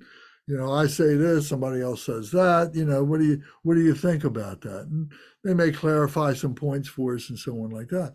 But being in the Sangha means to be engaged in conversation, to support the Sangha, to make sure that the food is put out, to make sure that it's cleaned up, to clean the facilities, to clean the bathrooms, to do all the things that are necessary that, we may take for granted. But that we volunteer to do this because this is our shrine room, this is our house, this is our Dharma center, this is what connects us, this is what we're investing our time and energy in this. So our devotion all comes to this and it supports that. And this is one of the things that I'm sorry to say with Zoom, we don't have the benefit of. There's nothing greater than being all together in the shrine room at the same time doing all these things. It becomes a visceral experience that I think we miss through being on Zoom. We can't hear our voices together. I've been trying to think of ways to be able to record everybody's voices as we're reciting these mantras. It's so powerful when you hear everybody's voice together. But when it's just one voice, that's all you can hear, because on Zoom, if you turn all the microphones on, it becomes a cacophony of indistinguishable sound. And it's very distracting. So that's one thing, if you have the opportunity to do that, even to join the practices that are being done on YouTube, you can see on YouTube, that have been recorded in the shrine rooms with a Sangha all present at the same time. If for no other reason than for inspiration. It's a magnificent thing to do. There are many recordings. You can download recordings. I've got a whole bunch of CDs that I play in my car, of mantras that are being recited by monastics that are in India, that were in Tibet, and so on like that. And it's really powerful. So you can download these things. If you want, I can record them for you and send them to you as e-files. But this is part of the commitment, that we start saying that all this time that I spend doing other things than Dharma, I'm going to start replacing that time with Dharma things. So instead of listening to the radio while I'm driving, for 2 or 3 hours or whatever like that, instead of listening to whatever you've been listening to, you start listening to Dharma stuff. Maybe it's teachings, maybe it's the mantras, maybe it's, these ceremonies and so on. you start listening to those things. Instead of reading, magazines and watching television or something like that, you start subscribing to some of the magazines. I can't think of the names of the magazines right now, excuse me. But there's lots of Dharma magazines that you can subscribe to, lots of stories and everything that are being told, lots of teachings that are being told about and everything. So there's lots of things that you can replace your ordinary life things with Dharma things. And again, if we were in a Sangha, in a physical place, you would see all these things. We'd be supporting these things. So it's a little bit more of a burden on each one of us to be able to extend ourselves, to be able to find these things. So if you have the ability to do that, if you want some more information, some more input, I'll be more than glad to talk with you. Bernie, I'm sure, would be glad to talk with you, because we are guys that have been doing this for a long time, and we know a lot of these things that are around and so on. So these are things that really support your vows, your refuge to become a Buddhist, to become a living Buddha, for your lifestyle to change and so on. So I hope this helps. Any comments or questions about this? Any arguments about this? Why you wouldn't do this? I didn't know there were Dharma magazines. Oh, sure. Oh, cool. Yeah. Like I said, I can't think of the names of them right now, but like Tricycle, isn't that one of them? Tricycle, yeah, Lion Roar or something like that. yeah. Well, I'll have to replace that with my time or whatever, my US Entertainment Weekly. Yeah, go to Google and just put in Buddhist magazines. I will. And they'll talk about a lot of different things and a lot of different traditions. It may not all be, Tibetan Buddhism. It may be Zen. It may be Theravadan.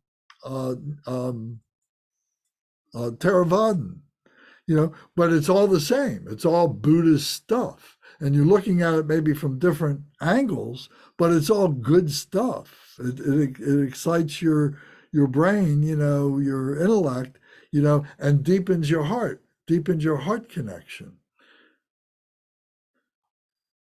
That's cool. Thank you. So with the precepts, and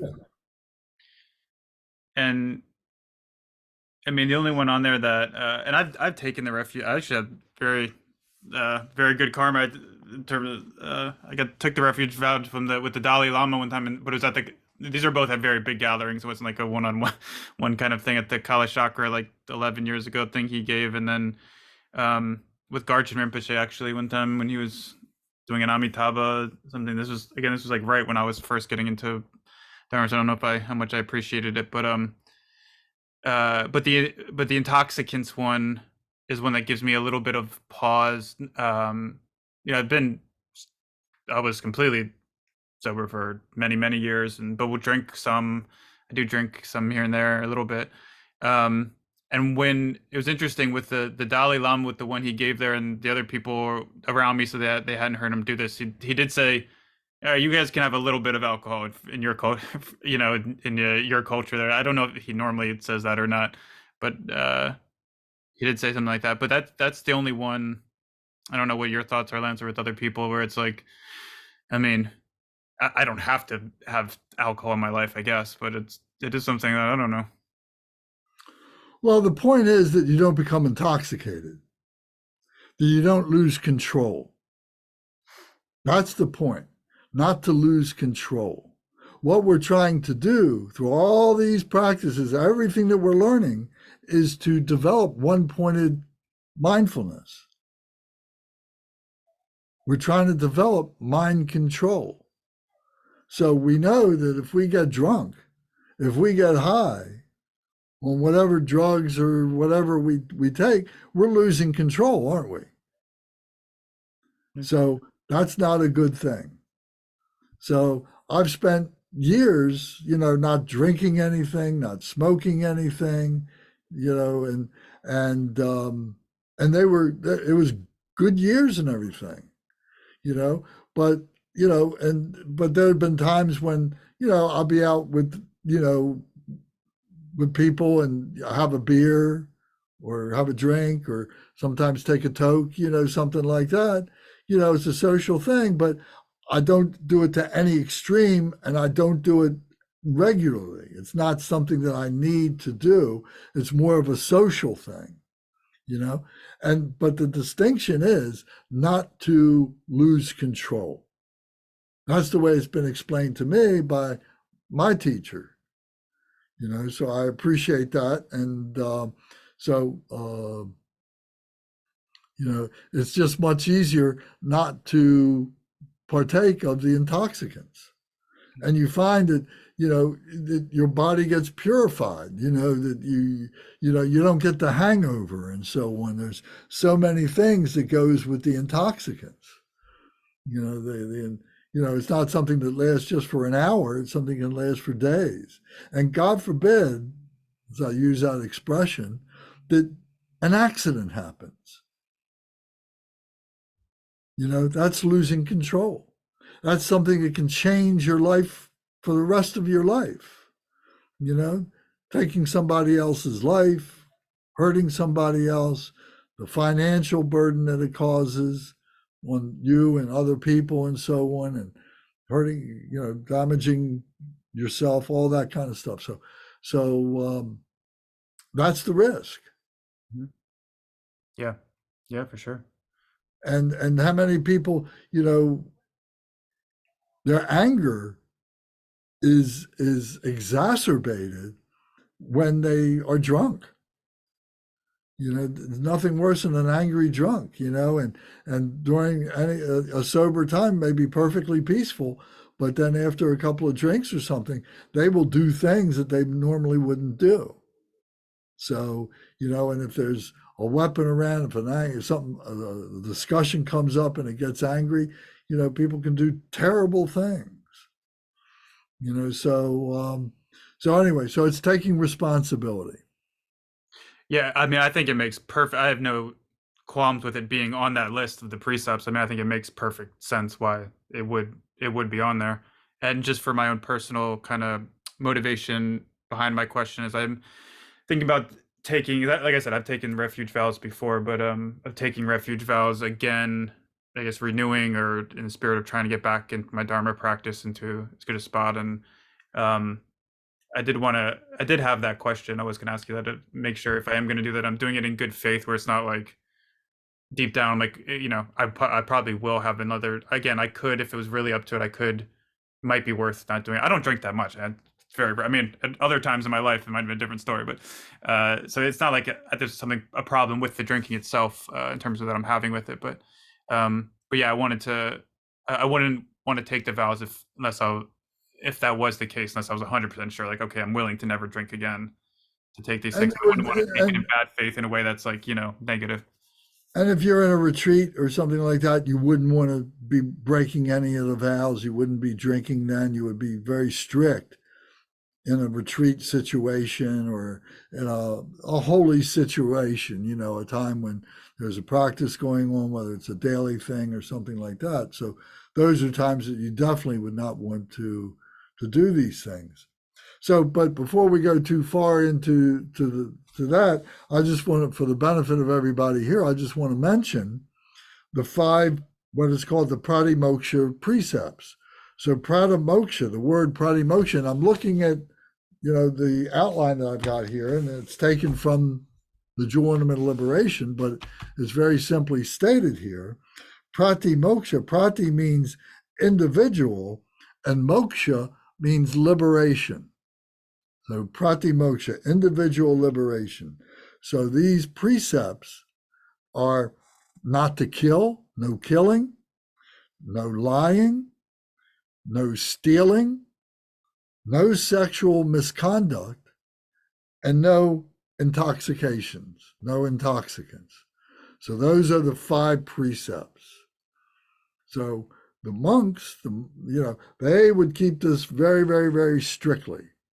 And the lay people, a little bit more latitude on the intoxicant maybe, but I think as far as the killing, the lying, and the stealing, and the sexual misconduct, you know, what could you do with that? The sexual misconduct doesn't necessarily mean, that you couldn't have relations with your spouse or something like that, but not at the same time that you're in a retreat, because you're trying to maintain a chastity at that time, a clear thought, a clear, unemotional heart, and so on. No blockages in the heart is what you're trying to do. So you wouldn't want to do that. Of course, the obvious thing of no sexual misconduct, of doing really bad things that is really going to harm other people, that is going to scar them for the rest of their lives. Talking about rape, talking about sexual abuse, and so on like that, you wouldn't want to engage in that in any way, shape, or form. And it's a very terrible thing. So one has to take responsibility for these things. The monastic precepts also include three more precepts. There's no high seat or bed. So in other words, they will always sit lower than the illustrations of the Buddhas, what the altar is, they will sit below that. And then there is a bit of a hierarchy in the Tibetan Buddhism, that the highest teacher, the highest level teacher, there's a bit of a hierarchy, and they will have the highest seat. And then there'll be the next level for the next high lama, and then another one for them, and then for one lower, and then everybody else would be, like virtually sitting on the ground or just on a simple cushion, something like that. So there's a respect there that is part of the no high seat or bed. So the bed would, they would sit on or sleep on a simple mattress, maybe a mat, maybe on some kind of a lattice, kind of a bed frame, not much more than a cot, something like that. But certainly not, a 24-inch high mattress, with pillow top and luxurious pillows and stuff like that. That would not be their style at all. Something very simple. And what that represents, you see, is a self-aggrandizement. That if they indulge in sitting in high seats, if they indulge in sitting in luxurious beds like that, it would be talking, they would be speaking of their self-aggrandizement, arrogance. The next thing that the monastics might, the precept they would have would be no singing or dancing. And this is a self-indulgence, not to indulge themselves in singing and dancing. They certainly do chanting, and they have melodies with the dancing, and there are Lama dances that are part of ritual ceremonies. But to do Western-style dancing or Bollywood-style dancing is not something that they would do. And certainly not, men and women together and so on like that. They don't indulge in anything like that. No singing, they enjoy folk songs, but they don't, I've never heard them engage in folk songs. They may enjoy the instruments, and they may even play some of the instruments, like the veena and so on, but it comes from, when they were children or something like that. It's not something that they do in the monasteries. So they have the instruments that they use, ritual instruments, the cymbals and the drums and so on like that. I can't think of the name. Jangas, I'm sorry, the horns, the flutes that they play. So they have those, and they, limit themselves to those kinds of things. And then the last thing is that, in a strict sense, that there's no eating after the midday meal. That they only eat 2 meals a day, 2 big meals a day. They'll eat their breakfast, and then they'll eat a midday meal, and that will be a big meal. They'll eat, generally as much as they can, and then they won't eat anything the rest of the day. Of course, they'll have, some drinks, refreshments, or something like that, but not a meal. So that's part of showing, a restraint and having energy and time to be able to devote to their daily practices and so on, because the evening practices are just as important as the early morning practices or the midday practices. So that's part of their ritual and so on that they would go through.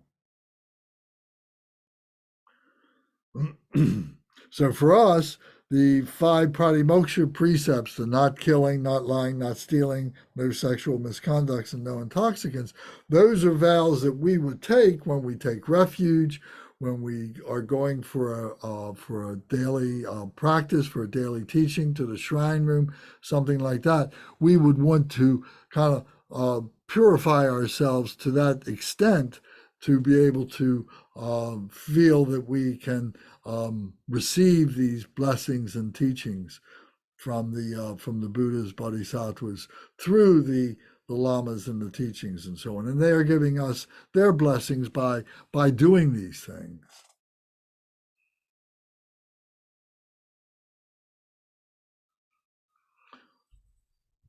So I want to show you something else, and that is the benefits of the refuge.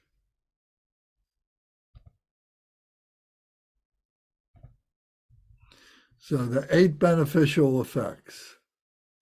1, enters into the Buddhist path. Refuge becomes the foundation of other precepts. So there's other things that we may do, particularly if we become monastics, or even if we enter into longer retreats, there may be other precepts, there may be other requirements that we need to do on these longer retreats. Like one of them is that we will have a seat in the shrine room, and that will be our seat for the entire retreat. That will be where we will sit, that will be where we sleep, and that will be where we eat. So those kinds of things. The third one is refuge becomes a cause for purification of all the negative karmas accumulated earlier. So this refuge that we're taking becomes this purification that we say, I'm really on the path and I'm really trying to purify all the negative karmas that came before and so on. So it makes us feel that much more holier. It makes us more aware of the holiness, of the sacredness, of the purity of what we're entering into. The next one is one cannot be thwarted by different human and non-human obstacles.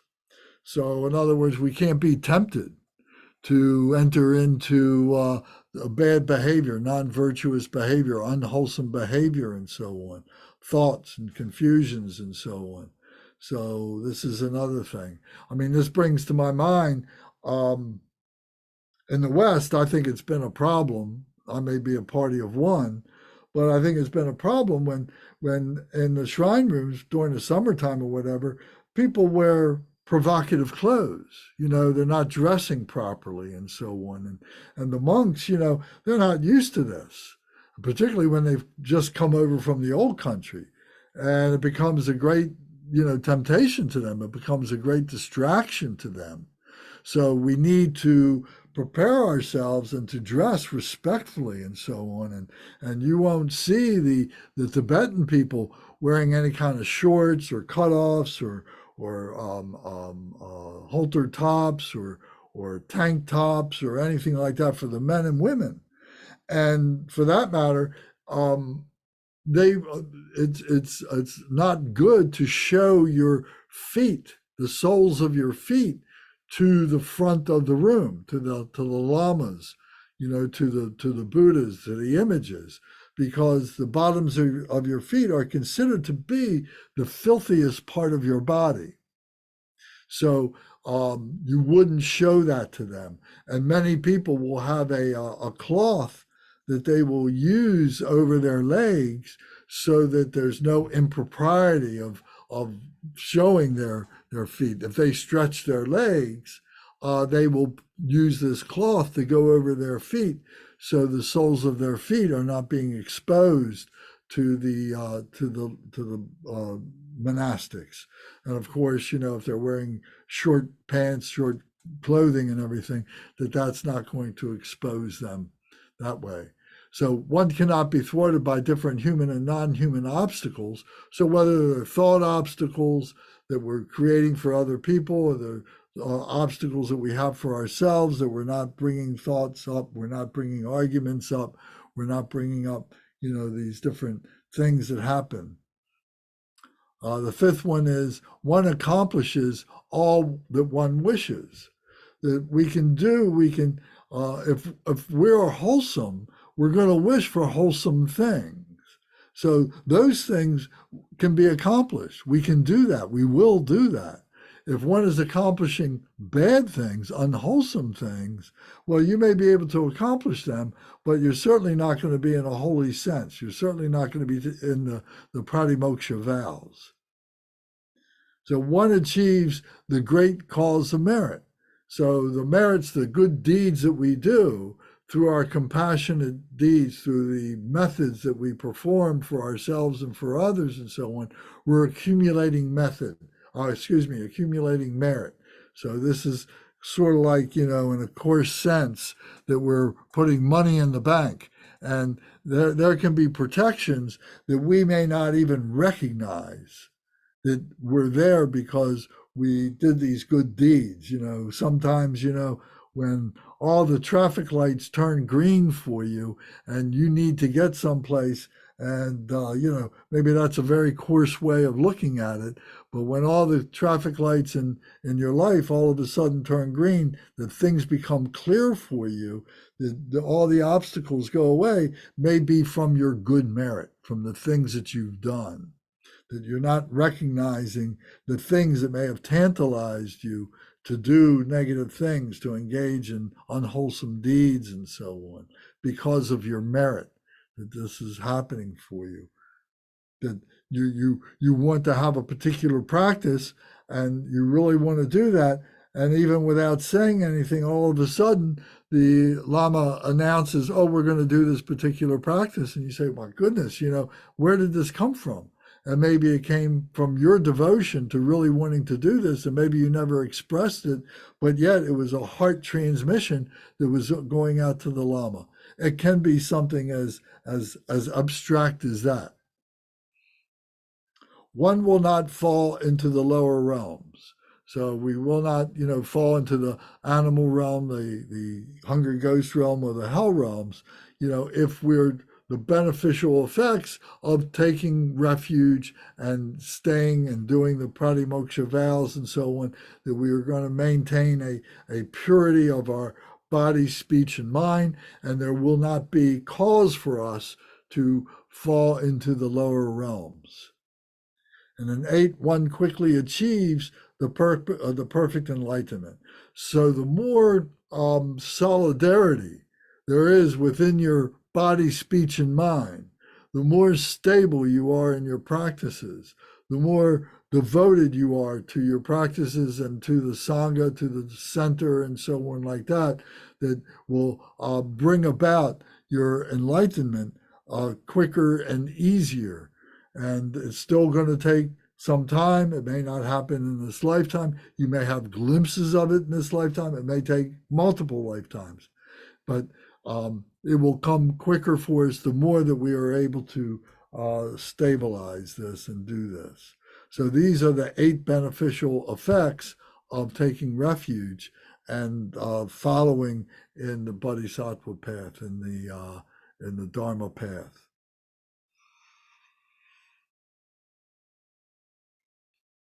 Any comments or questions?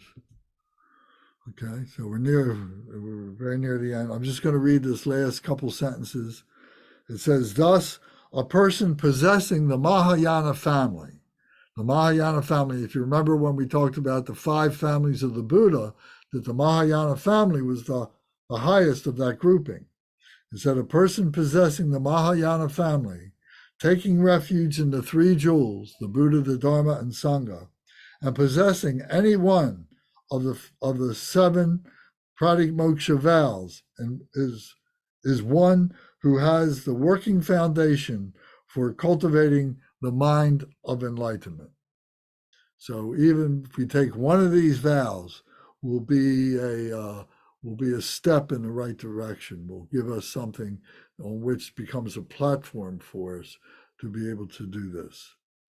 Going back to the ground, the path, and the fruition, that when we reach the fruition, what we realize is that we were at that pure nature, that unobstructed, non-conceptual, and as the ground.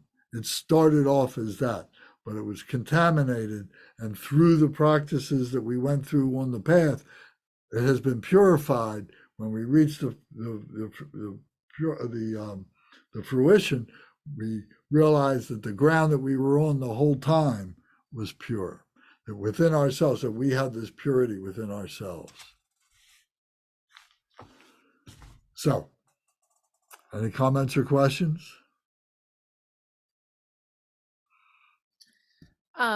Lance, I had a question. So like if people come in and out of refuge, so the 8 benefits you just talked about, does that get tainted or does that get messed with? Like if you're coming in and out all the time, like like not getting born into like a lower realm, for example. Well, sure. If you're falling out of out of the mindfulness of what it is you're doing, you start doing unwholesome things, sure, it's going to affect that. You're corrupting your vows. And that's why you have to restore those vows. You have to take refuge again and you restore those vows. Absolutely. But but the point is you can restore them. Right. Well, yeah, that makes sense. Okay. Okay. All right. Thank you. You're welcome. So I hope this was helpful. I suggest you read the chapter. It is pretty dense. It goes into a lot of, inner meaning and so on like that. So we try to keep it as simple as possible and for our 2-hour discussion here. Okay, so I hope everyone stays healthy.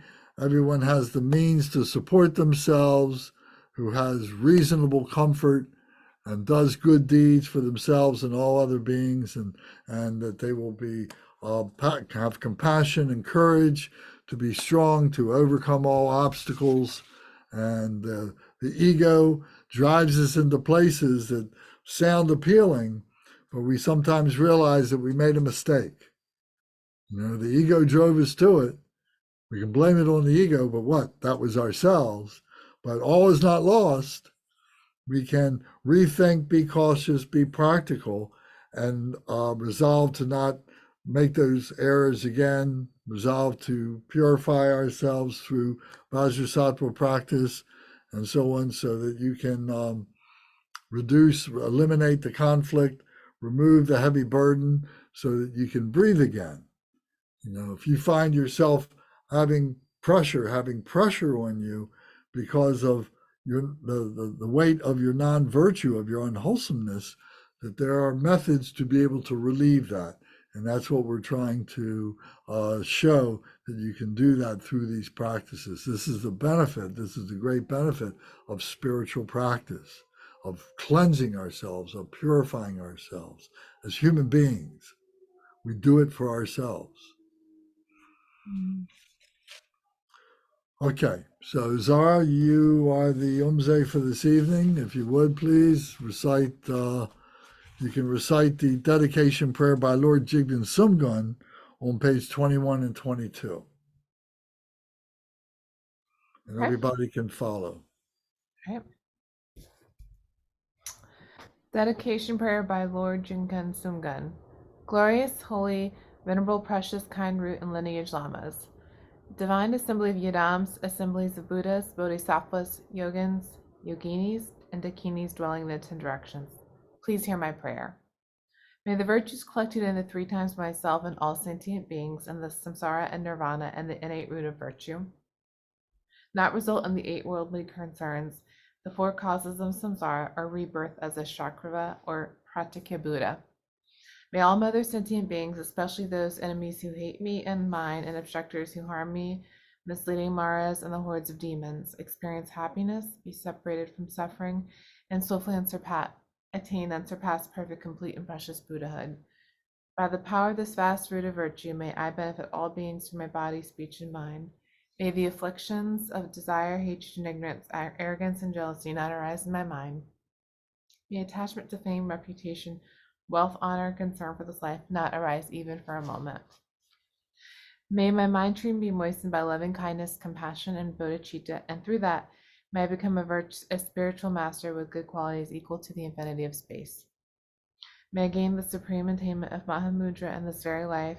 May the torment of suffering not arise even at the time of my death. May I not die with negative thoughts. May I not die confused by wrong view. May I not experience an untimely death. May I die joyfully and happily in the great luminosity of the mind as such and the pervading clarity of Dharmata. May I, in any case, gain the supreme attainment of Mahamudra at the time of death or in the bardo. Om Ah Hung. Om Ah Hung. Om Ah Hung. May my body, speech, and mind become inseparable from the body, speech, and mind of all the enlightened beings for the benefit of all sentient beings. Thank you. Perfect. Thank you very much. Thank you, everybody, for paying attention, being here, making your comments. If anybody has any questions or comments, I'll be more than glad to stay on for a little while and answer whatever I can for you. Thank you, Lance. All right. Thank you very much, Lance, and you, Zara, also. Yeah, thank you. Have a really good night, everyone. I hope to see you all on Sunday. Yeah. See you all Sunday. Good night, everyone. Maybe you can come for Medicine Buddha. You know, On Thursday,